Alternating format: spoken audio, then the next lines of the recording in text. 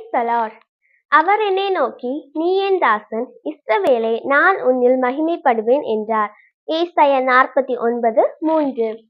Hi friends, தேவனாகிய கர்த்தர் நம்மை நோக்கி சொல்கிறார், நாம் அவர் தாசன் என்று. நாம் மேய்ப்பனில்லாத ஆடுகள் இல்லை, நமக்கு ஒரு எஜமானர் இருக்கிறார். நம்மை வழி நடத்தும் பரிசுத்த ஆவியானவர் இருக்கிறார். நாம் அவர் ஊழியராக, அவர் சொல் செய்யும் தாசராக, அவர் சீடராக இருக்கிறோம்.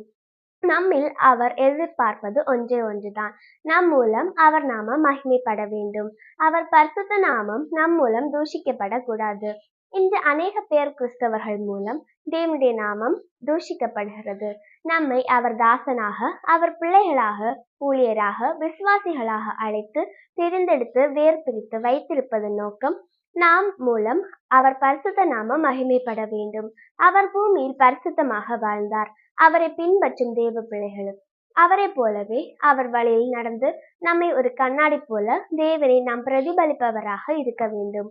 அப்பொழுது நம்மை பார்ப்பவர்கள் கிறிஸ்துவை பார்ப்பார்கள்.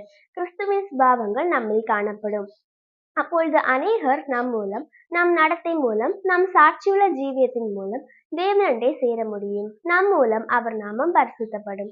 நம் மூலம் அவர் நாமம் மகிமைப்படும். பவுல் கூறுவது போல, நான் கிறிஸ்துவை பின்பற்றுவது போல நீங்களும் என்னை பின்பற்றுங்கள் என்று கூறும் அளவு தேவனுடைய திவ்ய சுபாவத்தில் நிறைந்தால் மட்டுமே நம் வாழ்க்கை மூலம் அவர் நாமம் பரிசுத்தப்பட, அவர் நாமம் மகிமைப்பட முடியும்.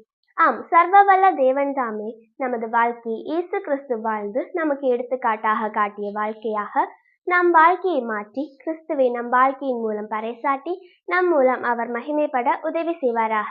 ஆமேன்.